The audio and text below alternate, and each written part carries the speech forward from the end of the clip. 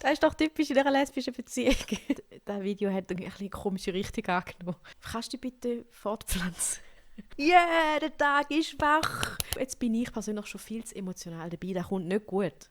Und jetzt an alle, die sich für jeden Scheiß entschuldigen. Anhören. Ich glaube, ich werde wieder hetero. Ja, oder? Man durchdacht sein, so ein guter Striptease. Das ist nicht nur wichtig, das kann auch sehr attraktiv sein. Wenn meine Partnerin für etwas brennt, finde ich das unheimlich attraktiv.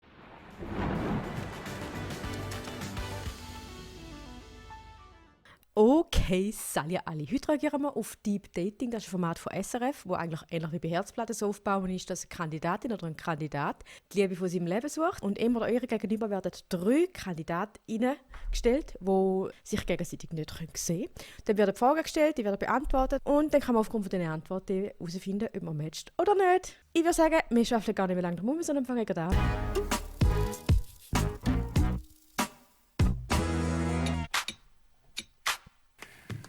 Oh mein Gott, es geht schon los. Sind ja schon bereit? Ich bin jetzt gerade noch überfordert. Same.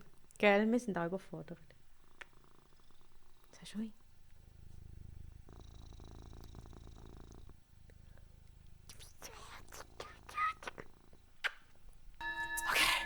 Wir lernen zuerst die Lili kennen. Studentin, 23, wohnt in der Gemeinde Ulmitz. Ich glaube, das ist im Kanton Freiburg. Gülscha will von der Lili wissen, wie ihre letzte Beziehung war. Dann hat sie gemeint, dass sie schmerzhaft war. Er hätte sie nicht mehr geliebt und dann hätte sie die Beziehung beendet. Ob sie dann schon bereit ist für eine neue Beziehung. Weil Ich habe hier 3 Kandidatinnen ausgesucht für dich, die sehr ready sind. Es ist nicht natürlich die Augen sind sehr ready.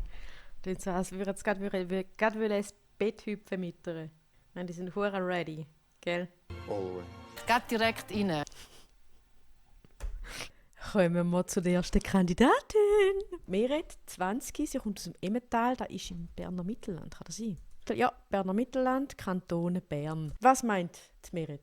Meret, kannst du für die Lili und mich und für die ganze Nation mal erzählen, wie hat deine Ex-Beziehung ausgesehen? Wieso ist sie auseinandergegangen? Ich hatte eine sehr schöne Beziehung, 1,5 Jahre lang. Dann haben sich aber innerhalb der Beziehung Charaktereigenschaften entwickelt, die es dann recht schwierig gemacht haben, die Beziehung noch aufrechtzuerhalten. Und das war wahnsinnig schmerzhaft, auch für mich, weil ich immer noch sehr viel Gefühl für die Person hatte. Und das heisst, unter sehr vielen Tränen habe ich mich dann von diesem Menschen getrennt. Kommen wir zum Leo. Gell, Miki? Sehen wir den Miki? Miki, komm. Ja, lernen wir den Leo kennen. Der Leo ist 23, Student und kommt aus Zürich. Gülscha fragt auch den Leo, wie es denn bei ihm zum Ende der letzten Beziehung gekommen ist. Dann hat er gemeint, sie hätten einfach einen Haufen Sachen gehabt, die sie nicht mehr zusammen machen können. Er lernt viel, er reist gern und so weiter. Und da hat seine letzte Freundin mit ihm nicht geteilt. Und in Sachen Konflikt bin ich halt noch nicht so ausgesprochen gewesen. Und darum sind wir wie auseinandergewachsen recht schnell. Sie denkt sich einfach so, what the fuck, next. Oh no. Lieben wir. Dann kommen wir zu der dritten und letzten Kandidatin. Die Vlada ist 29, kommt aus Chur und ist IT-System-Engineer. Sie sagt, ihre Beziehung war auch mega schön, es sei allerdings ein schwierig, weil es eine Fernbeziehung war. Der Grund, warum sie sich schlussendlich getrennt haben, ist, dass ihre Freundin aus der Ukraine war. Dann hat der Krieg angefangen. Dann waren sie unterschiedlicher Meinung und das hat dann schlussendlich dazu geführt, dass sich die Beziehung dann aufgelöst hat. Das heisst, du bist während dem Ukraine-Krieg in die Schweiz gekommen oder kurz Nein, vorher? ich bin schon vorher in der Schweiz. vor- Es ist einfach ein Zufall, dass ich sie in der Ukraine kennengelernt habe, wo ich meine Familie besucht habe. Und deswegen ist das nachher so passiert. Okay, jetzt kommt eines von meinen absoluten Lieblingsthemen. Und zwar spricht jetzt Gülscha die Lilia, dass sie findet, dass alle 3 Kandidatinnen einen hammergesunden Bindungsstil haben. Ich könnte jetzt ein mega krasses Fass auftun, was für verschiedene Arten von Bindungsstil es gibt. Von sicher gebunden zu unsicher gebunden, zu passiv vermeidend, aktiv vermeidend. Ich verlinke euch mal ein richtig spannendes Buch zu diesem Thema in der Infobox. Falls euch das interessiert. Das ist einfach, was da für Dynamik in einer Beziehung entstehen könnte und wie man auch wie wertvoll das es auch ist, wenn man von sich selber weiß, was für eine Art Bindungsstil das man hat und vielleicht sogar aufgrund von was, dass man den Bindungsstil hat. Und wenn man auch weiss, was das Gegenüber für einen Bindungsstil hat und vielleicht auch warum. Das ist so wertvoll, um an der Beziehung zu arbeiten und um einfach das Beste aus der Beziehung rauszuholen. Ich verlinke euch das Buch in der Videobeschreibung. Wieso macht dir das Angst? Weil ich es noch nicht abgesehen aber ich glaube schon. An was erkennst du, dass du eventuell nicht einen gesunden Bindungsstil hast? Was? Ich habe mich die letzten 2 Jahre nicht einmal irgendwie gecrushed oder verliebt, weil ich glaube Angst habe. Hä? Also, ich kann jetzt nur für mich sprechen, aber sich zu crushen oder eben nicht können zu crushen oder sogar zu verlieben, hat ja per se mal nicht viel damit zu tun, auf eine Art Bindungsstil, das du hast, oder? Also, eben, ich kann nur für mich reden, aber ich kann mich ja trotzdem verlieben und einen Crush auf jemanden haben, aber dann halt die Beziehung nicht eingehen, aus den Gründen, die bekannt sind. Ich glaube nicht, dass das damit zu tun hat, dass sie einen ungesunden Bindungsstil hat. Glaube ich nicht. Ich schaue mal, ob man herausfinden kann, wie sie dich dazu bringen könnte, dass du dich verliebst. Das wäre cool. Zum Beispiel, ich finde einmal, ich weiß nicht, wie es dir geht, ich finde, wenn Menschen eine Leidenschaft haben, das packt mich. Das ist sehr wichtig. Ja. Okay. Das ist nicht nur wichtig, das kann auch sehr attraktiv sein, wenn jemand für etwas brennt. Wenn meine Partnerin für etwas brennt, finde ich das unheimlich attraktiv. Also jetzt kommt natürlich auch noch ein bisschen darauf an, für was sie brennt. Wenn sie jetzt irgendwie dafür brennt, Waffen zu sammeln oder so. Oder dafür brennt, keine Ahnung, jedes Wochenende Autorennen fahren. Schwierig. Also wir haben hier eine schwierige Kandidatin. Jetzt müssen wir sie irgendwie überzeugen, dass sie sich in euch verliebt. Was sind denn so deine Leidenschaften? Was haltet dich im Kern zusammen? Also was mich im Kern zusammenhält, ist glaube ich, Kunst. Und zwar so alle Formen von Kunst. Gut, Meret, wann heiraten wir? Der Mogli hat einfach gerade ab, so, was heiraten? Zuerst zusammenziehen, nach 2 Wochen. Das ist doch typisch in einer lesbischen Beziehung. You don't know what you're talking about, do you? Ich tanze selber, ich spiele Geige seit ich 5 bin, ich male, ich fotografiere, ich spiele Theater, ich schreibe Gedichte. Und ich glaube, gleichzeitig ist für mich einfach Politik mega wichtig. Und von dem her so die Scheiße, Meret, ich brauche deine Nummern.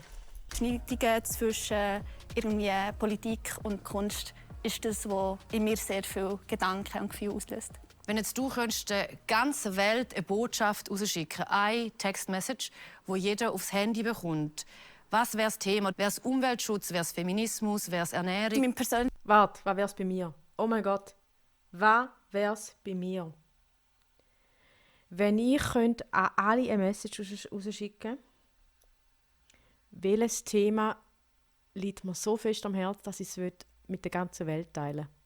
Einfach das Bewusstsein stärken, dass wir irgendwo alle miteinander verbunden sind. Egal in welcher Form, in welcher Art und Weise. Ich würde einfach probieren, das Bewusstsein stärken, dass wir alle im gleichen Boot stecken und einfach dann entsprechend aufeinander schauen. Irgendwie etwas in die Richtung. Jetzt bin ich mal gespannt, was Meret sagt. Aktivismus ist schon vor allem die Klimakrise, einfach weil sie so dringlich ist und mit jedem Zentigrad Erhitzung einfach die Welt noch mehr den Bach aufgeht. Und Tierrechte. Das ist natürlich klar. Also alle, die mich privat kennen oder so schon das ein oder andere Video von mir geschaut haben, die wissen, dass ich ein Jahr lang als Praktikantin beim WWF, St. Gallen im Regenbüro, gearbeitet habe. Und aktuell, gerade heute Morgen bin ich auch noch gewesen, aktuell noch freiwillig, also pro Woche einmal die Pandas unterstützen gegangen. Also das Thema, das die Meret unterstützt, das, ich finde, ist einfach selbstverständlich. Mittlerweile müsste da in allen Köpfen angekommen sein, dass die Klimakrise nicht irgendeine Erfindung von der Politik ist, sondern dass da eine reale Gefahr aktuell ist. Aber ich glaube, über das müssen wir. Also mal sicher, auf meinem Kanal müssen wir über das, glaube ich, nicht reden. Ich glaube, das ist allen, die mich abonniert haben, bewusst, dass da einfach ein indiskutabler Punkt ist. Wie sieht es bei dir aus, Leo? Ich finde es wunderschön, wenn man eigentlich, was unten dran oder hinter dem Mensch ist, findet. Und das interessiert mich mega. Also ich meine, jetzt bin ich mich recht viel mit Autismus beschäftigt, weil ich würde mega gerne so Self-Expression-Kurs geben. Einfach für Kinder, die sozial eine Beeinträchtigung haben und sich sonst einfach nicht confident fühlen im Alltag und in Gruppen. Leo, kannst du bitte dafür sorgen, dass es mehr von dir gibt? Kannst du dich bitte fortpflanzen?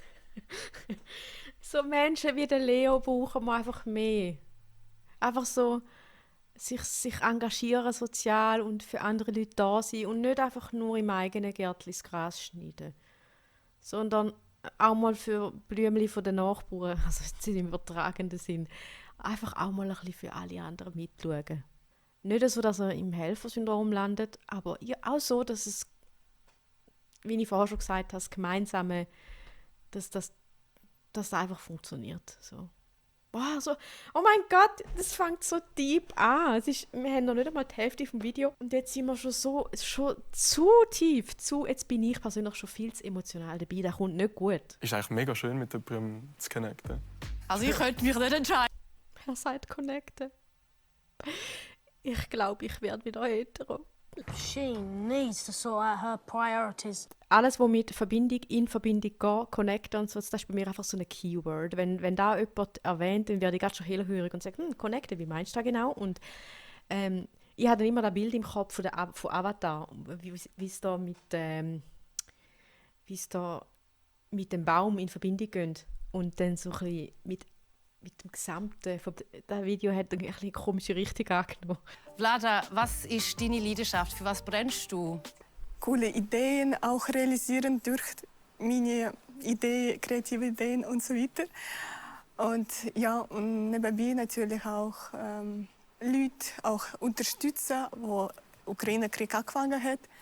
War ich auch sehr viel volontär tätig und ich finde auch mega wichtig, dass man gegenseitig auch helfen kann. Und Oh je, dann ist Vlada ist einfach so ein bisschen so eine Mischung aus dem Leo und dem Merit. Also einerseits ist sie auch sehr künstlerisch, kreativ aktiv. Mal. Und auf der anderen Seite engagiert sie sich freiwillig sozial. Eigentlich voll die Mischung zwischen beiden. Wow. Hammerkandidaten! Wow, Wahnsinn! unterstützen. Lilly, das sind die 3 besten Menschen von der ganzen Schweiz, die wir für dich ausgesucht haben. Wenn du dich nicht verliebst, dann weiss ich auch nicht. Hey, es ist mega schwierig, wo alle so kreativ sind. Und ich habe gedacht, ich wollte einfach die Person nehmen, die am kreativsten ist. Und jetzt sind alle kreativ. Jetzt sind alle kreativ. Ja. Ich habe auch ein bisschen Gänsehaut immer noch von all diesen Antworten. Ja. Ich glaube, es wird schwieriger. Okay, schau, dann habe ich jetzt hier ein paar Fragen vorbereitet. Und dann kann man vielleicht dort so ein bisschen herausfinden, ob das jetzt geht oder nicht. Bist du bereit? Hättest du lieber eine Partnerin, die A, sehr anpassungsfähig ist, aber nicht so gerne Entscheidungen trifft? Ich nehme B. Nein, das könnte ich gar nicht haben. Weil dann bist immer du die Person, die dann auch in der Freizeit sagt, komm, wir machen das. Und von der anderen Person kommt nie irgendwie etwas, wo sie gerne machen würde. Also, du kitzelst aus dieser Person dann auch nicht raus, was sie denn gerne würde machen. Also, dann weisst du auch nicht, was sollen wir denn machen. Also, Oder jemand, der immer weiss, was er oder sie will, aber nicht gerne Kompromisse eingeht. oh. Okay. Also jemand, der sehr anpassungsfähig ist und entscheidungsscheu ist. Oder jemand, der immer ganz genau weiss, mit einem klaren Standing, wann er oder sie will, aber dafür auch kein Kompromiss eingeht. Ah, Scheiße.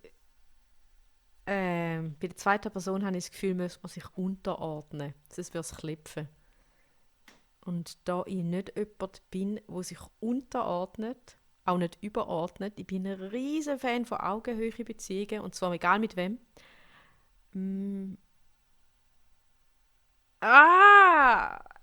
Scheiße, keine Ahnung, Leute. Was denken ihr? A oder B? Weisst du auch lieber? Schreibt es in die Kommentare rein. Ja, Das ist jetzt schwierig. schnell gewesen. Ja. Weil das ist immer manchmal gefährlich, wenn die Person sich anpasst für die andere. Dann weiß ich nicht genau, was die andere Person genau will. Genau. Und das ist eben für mich die Frage, ist einfach so mega radikal, entweder ja oder nein, finde ich. Sind wir einfach nicht zufrieden mit der Frage? Ja, schlechte Frage. Schlechte Frage. Hättest du lieber A, früh Sex am Morgen oder Sex vor dem Schlafen? Definitiv vor dem Schlafen. Weil am Morgen bin ich so, yeah, der Tag ist wach. Jetzt können wir ganz viel erleben und vieles am Tag machen. Woo! Ich bin so ungefähr das Gegenteil von einem Morgenmuffel. Und das schreckt einfach jeden normalen Mensch ab. Gibt es irgendwer da draußen, wo auch so ist wie ich? Also ich meine jetzt nicht in Bezug auf Sex am Abend eher als am Morgen, sondern das Gegenteil von einem Morgenmuffel. Und falls ja, wie sagt man dem? Hat da auch einen bestimmten Begriff? Oder müssen wir immer sagen, das Gegenteil von einem Morgenmuffel? Gut, weiter geht's. Das ist A. Wäre das jetzt ein Konflikt, weil Merit wird nicht zu näher und Also auch man nicht kann ja schnell knutschen. Zähne putzen. Ist ja nicht so eine Sache. Und was sagst du dazu, dass die anderen zwei sagen A und B? Das stört mich auch nicht. Wir fassen zusammen, die Lili hat gern Sex. Egal zu welcher Tages- und Nachtzeit. Ist doch cool. Also gut. Würdest du lieber Stand jetzt dich nicht mehr mental verändern und entwickeln oder nicht mehr körperlich entwickeln und verändern? Nicht mehr körperlich entwickeln und verändern. Weil wenn das Hirn oder wenn der Geist schläft, dann ist auch... Das willst du nicht. Du willst nicht dein ganze restliche Leben auf dem gleichen mentalen Stand hocken, wie du jetzt bist. Der Leo hat sich dann gefragt, wenn man sich körperlich nicht verändert, heisst das, dass man dann immer lebt? Gülscha hat dann gemeint, du, irgendwann büchst dich dann schon. Ich hoffe, du lebst ewig, Leo. Danke für Hoffst du das wirklich? Ja, wenn er, Findest du das ein guter wenn er sich das wünscht. Ja. Wünschst du dir Schau, die Merit hat schon wieder Diskussion angefangen. Ja. Ich finde es auch eine mega spannende Frage. Merit, Props to you. Und jetzt an alle, die sich für jeden Scheiß entschuldigen. Anhören. Weil jetzt kommt der richtige Deep Shit. Du musst dich nicht entschuldigen. Hör auf dich entschuldigen. Die Worte, die Gülscha jetzt gesagt hat, schreibt es euch hinter die Ohren. Oder anders, schreibt es euch an den Badzimmerspiegel. Eine sehr weise Person, Grüßli gehen raus, wenn du das siehst, hat mir mal gesagt, entschuldigen musst du dich nur, wenn eine Schuld von deiner Seite vorliegt. Und in allen anderen Fällen nicht. Okay? Merkt euch das. Alle sagen B. Ich habe irgendwie das Gefühl, dass wir hier einen Intellekt von ungefähr 800 IQ-Punkten haben. ist alles sein. Nein, es ist gut verteilt auf alle 5. Habe ich jetzt richtig geantwortet, Leute? Ich spule nochmal zurück. Sonst bin ich die einzige Dumme in der Runde. Ich will wissen, ob ich wirklich so dumm bin. Dich nicht mehr mental verändern und entwickeln oder nicht mehr körperlich entwickeln und verändern. Gut, dann habe ich es richtig beantwortet. Also, nicht mehr körperlich entwickeln, das ist mir egal. Man hat sogar was Positives. Kommst du graue Haare über? Oh, wow. Seid ihr, die sich freiwillig die Haare grau färbt, weil sie es geil findet? Machen wir nochmal so einen richtigen Deep Dive, etwas, das für die intellektuelle Truppe da super passt. Und zwar würdest du lieber A, einen Striptease machen oder B, einen Striptease bekommen?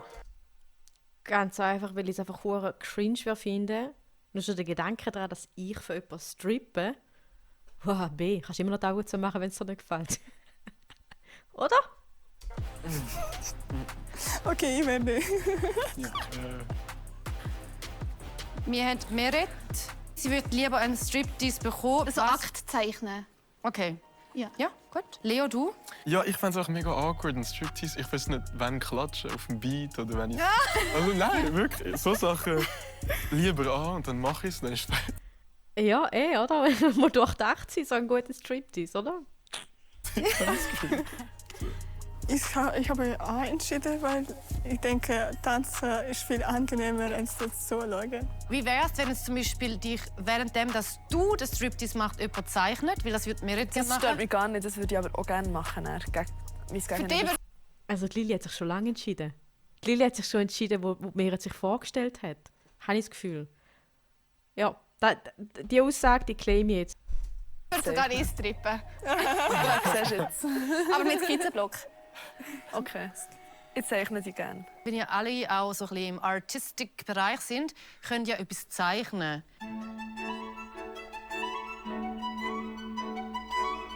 Gott, was zeichnet es echt? Was zeichnet es echt? Also, ich sage, jetzt könnte man noch so ein Bingo machen. Ich sage, mindestens ein Herzchen kommt vor. Irgendjemand nimmt noch Initialen ins Bild rein. Also die Initialen von der Lili und dieser Person.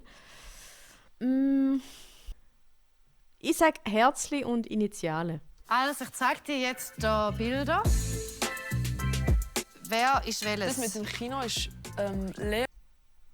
Also, was haben wir da? Ein Urlaubsbild. Dann irgendein Bild von einer Stadt mit Bergen im Hintergrund. Und im Vordergrund haben wir, glaube ich, einen Scooter. Kann das sein? Und da in der Mitte erkenne ich leider nicht, Entschuldigung, einen Künstler oder eine Künstlerin. Dann haben wir auf dem zweiten Bild ein Urlaubsbild mit einem Sonnenuntergang. Und entweder hat es dort eine Wolke oder ein Herzchen. Gut. Dann auf dem dritten Bild hat es eine Giraffe, wo aussieht, als hätte es ein Kind gemacht. Entschuldigung, sie haben auch nicht lange Zeit gehabt. Und der Giraffenhals formt ein Herz. Yes! Gut. Leo, das mit dem Strand ist Flada und das mit der Giraffe ist Meret. Giraffe stimmt, die anderen zwei nicht. Ich will die Erklärungen wissen. So auf Insta habe ich schon mehrmals so einen herzigen Fakt über das Tierreich gesehen. So, dass Otter einander so einen Lieblingskieselstein schenken. Und das hier ist so ein Stein. Das Ei-mässige Ding. Und ich zeichne darum gegen die Giraffe. Du bist quasi der Giraffe. Meret, für den Fall, dass du das Video siehst, schick mal DM. Du kommst von mir ein Giraffenbuch über. Ferdinand, ich mache jetzt einfach Werbung in eigener Sache, schamlos. Ferdinand, die einzigartige Giraffe, das ist ein Kinderbuch, das ich 2020 rausgebracht habe, illustriert und geschrieben. Voll. Teil 1 ist 20 rausgekommen und Teil 2 22. Ja, also das ist mein kleiner Strand. Und also das würde ich einfach mega gerne jeden Morgen sehen. So vom Fenster aus, das wäre eigentlich mein Traum. Vlada, Ich habe leider keine 5 Stunden Zeit gehabt, um zu zeichnen. Aber ich habe einfach gezeichnet, dass ich mega gerne auch in der Stadt gern bin und auch außen. ich weiß nicht, wie es dir geht. Ich finde es wirklich schwierig, weil sie sind so ein bisschen ähnlich. Sie sind alle so der Tiefgang. Hat es bei jemandem ein Bauchgefühl gegeben? Ja, ich glaube, es Meret. hat schon mich jemand eindeutig überzeugt. Für wer entscheidest du dich? Mit wem wirst du dein allererste Date bei einer Paartherapeutin haben? Ich würde so gerne von der Lili hören, dass sie den Leo kennenlernen will. Aber gleichzeitig muss Den finde ich auch einen mega herzigen. Also, jetzt nicht irgendwie romantisch oder so, aber ich finde, er hat etwas.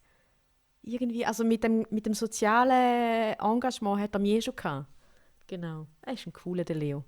Der Leo darf sie auch nicht. Ja, Vlad auch eigentlich. Alle drei. Nicht alle drei. Gehen euch das vierte. Hat sie nicht gesagt. ich auch ehrlich sagen, ich hatte eine mega gute Zeit mit Vlada. Und ich finde auch, wir haben sehr viel gemeinsam. Also ich habe wie das Gefühl, okay, wenn der Typ... Gut, dann machen wir es anders. Lili und Meret, ihr zwei. Und der Leo und Vlada. Hey, ich würde es so sehen, dann wären wieder alle 4 happy. Und da habe ich in der letzten Folge schon gesagt, oh, ich verlinke sie euch. Ja, dann haben alle was davon, oder? So soll es laufen. Wenn die Tür zugeht, hat es vielleicht das Fenster, das aufgeht. Aber Alle Kandidaten Ihr Gesicht einfach so, okay. Also, sie hat dann ja nicht gehört reden, aber hat jetzt gerade so geil gepasst. sind echt interessant und vielseitig. Und dass ich denke, sie wird sicher überfordert sein. Ich entscheide mich für Meret. Es klingt sehr blöd, wenn ich sage, dass ich damit gerechnet habe. Aber ich hatte schon das Gefühl, dass es gut sein könnte, dass ich meinen Namen hören wird. Meret, da hättest du es nicht sagen. Da hätte es ganz bisschen Minuspunkte gegeben.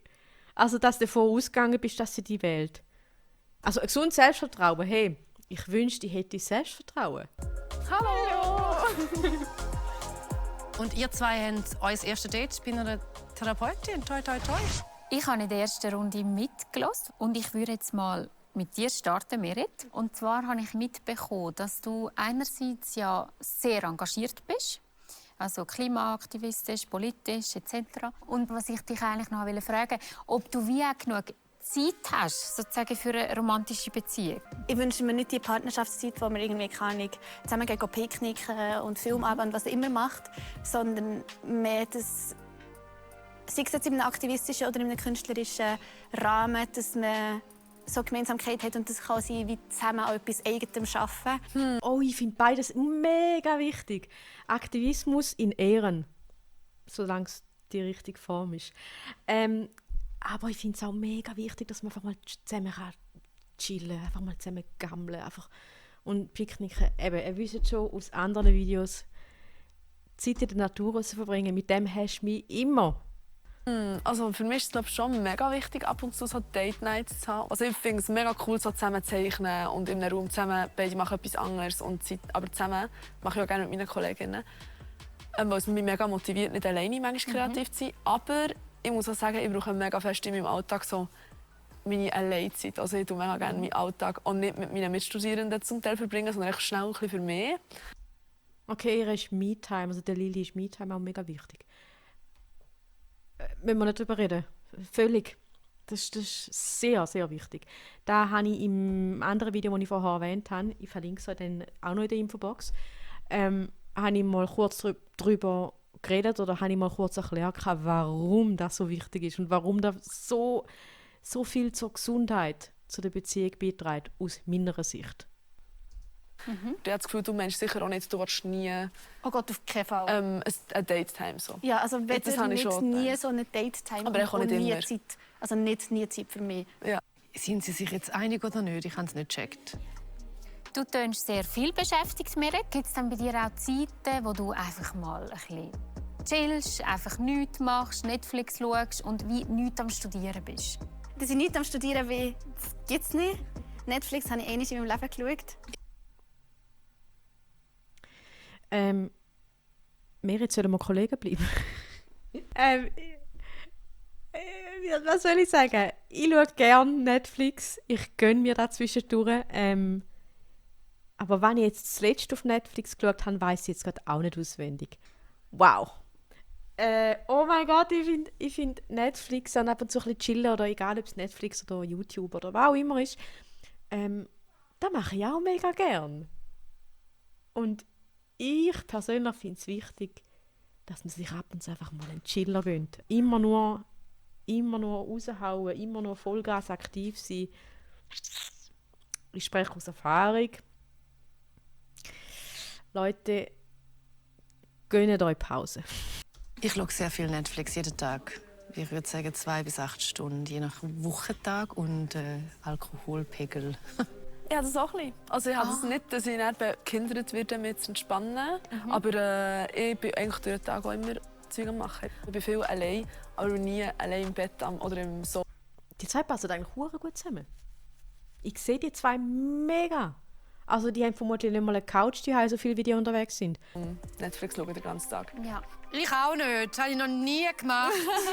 Ich habe noch nie 8 Stunden an einem Freitag einfach eine Serie Das habe ich gebinged. wirklich noch nie gemacht. Nein, wirklich. Schreibt in den Kommentar, wer von euch ist Team Gülscha? War noch nie. Wie ist es bei dir mit dem Verlieben, Meret? Also ich bin auf jeden Fall auch nicht der Mensch, der so jemanden sieht und so schnell crusht oder sich verliebt. Aber es ist nie so das häufig, wo so gesagt wird, am Anfang von Beziehung so die Anfangsliebe oder irgendwie. Krass. Ich habe schon... Oh Gott, die Meinungen gehen mega auseinander. Ich habe schon von Fällen gehört und gelesen, wo da auch so hatten, dass die Anfangsverliebtheit mit Schmetterling und allem im Bauch, dass das gar nicht so war. Und die Personen haben dann gesagt, das ist wahre Liebe. Also, wenn man seinen Seelenpartner, hat es, glaube ich, geheissen, wenn man seinen Seelenpartner findet, dann ist das alles so ein bisschen unspektakulär, dafür von Anfang an schon recht deep. Und das andere, das Klassische, so wie ich es bis jetzt immer erlebt habe, so das extreme Schmetterling im Bauch haben und das Kribbeln und das weiche Knie und so, habe ich bis jetzt bei jeder Beziehung gehabt. Auf der anderen Seite bin ich auch nie in eine Beziehung gegangen, wo das nicht so war. Also dort bin ich auch ein bisschen bindungsängstlich vermutlich. Keine Ahnung. Eigendiagnose. Ich weiss es nicht, aber krass, ja. das habe ich wie nicht. Also bei mir ist es wie von sehr einem schnellen Moment an spüre ich sehr eine tiefe Liebe für einen Menschen. Und dann ist es zum Teil nicht mal so ganz klar, ist das jetzt eine romantische Liebe oder nicht eine romantische Liebe. Und du hast es noch gut gesagt, das klingt für mich auch so, dass es manchmal vielleicht gar nicht so einfach ist, zum unterscheiden, oder? Ist es eine freundschaftliche Liebe oder wirklich eine romantische Liebe? Wie würdest du dort Grenzen ziehen? Früher habe ich immer so gedacht, dass, wenn ich mir vorstellen kann, Sex haben mit dieser Person, ist das so, ja, das ist romantische Liebe. Okay. Dann haben sie gemerkt, aber eigentlich... Fairer Punkt, bin voll bei dir, Meret. Bin voll bei dir. Das sehen aber ganz viele eben nicht so. Also kann man nicht pauschal sagen, da ist die Grenze. Aber für sich selber Grenzen dort ziehen, ja sicher, kann man machen. Mache ich auch auf eine Art auch so. Ja, wobei, ich habe das Gefühl, bei Liebe kann man nicht ganz eine klare Grenze ziehen. Bis dahin ist es romantisch und dort fängt es freundschaftlich an. Und dann gibt es ja noch die andere Liebe in der Familie. Also die Liebe zu der Mutter, zum Vater, zu den Schwestern, zu den Kindern. Völlig eine andere. Das ist die freundschaftliche und die romantische ist da schon eher näher zusammen und verhaltet sich eher wie ein Spektrum, habe ich das Gefühl.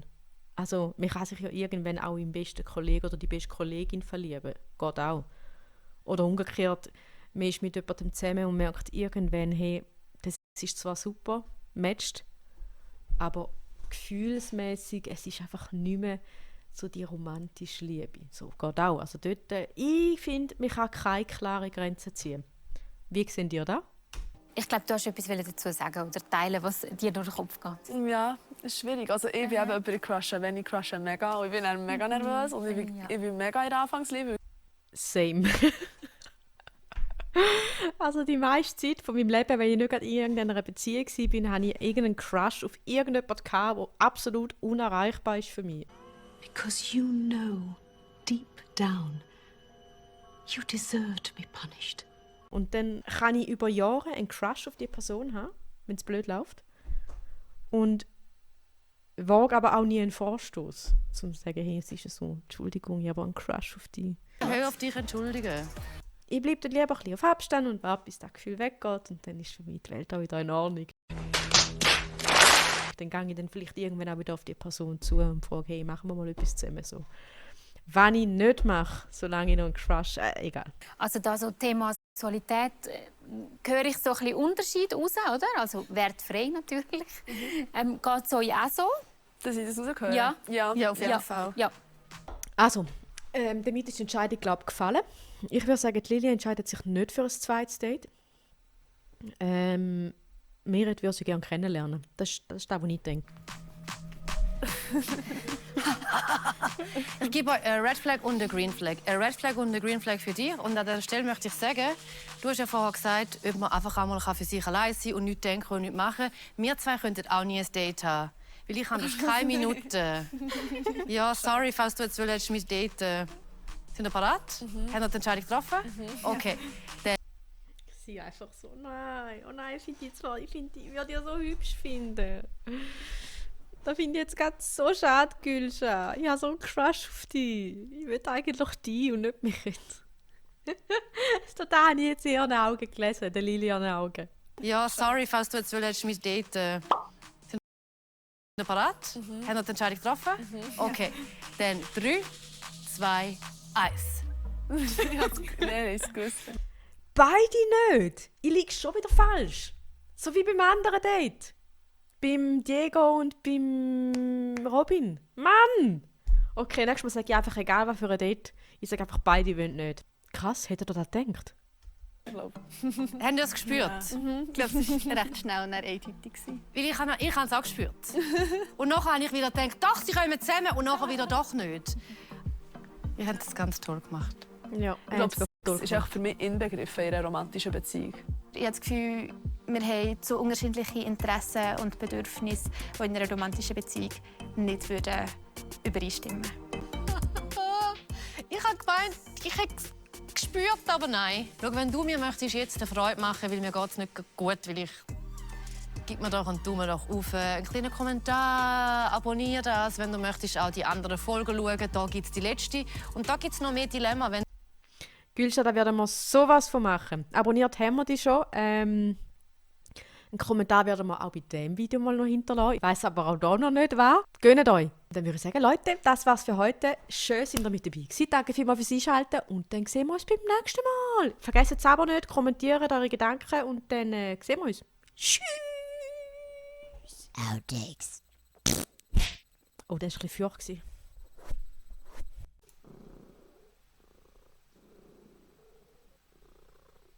Miki, wenn du so laut schnurrst, wird es schwierig zum Aufnehmen. Machen wir stattdessen ein bisschen ein MBSR-Video. Also, wir machen jetzt stattdessen ein bisschen MBSR. Und zwar mit dem exklusiven Schnurren von Miki Pupi. Enjoy! Und jetzt kommt noch der Mogli sagen. Und da. Mogli, da. Ja? Da willst du heute übernehmen. Darfst du heute ein bisschen reacten? Stinkerli. So kann ich aber nicht aufnehmen. Bibi. So kann ich nicht aufnehmen. Schnügeli. Kommst du runter? Kommst du zu mir? Kommst du da? Okay. So geht auch. So geht auch. Machen wir das so? Du musst aber da bleiben. Ja, eben gehen. Eben gehen, mein kleiner Schatz. Ist das für Türli so da hinten? Hey, Miki. Ja. Kannst du schlafen? Kannst du schlafen? Die Miki will schlafen. Es ist schon 8 Uhr. Das ist doch Zeit für kleine Mikis zum Fusi gehen.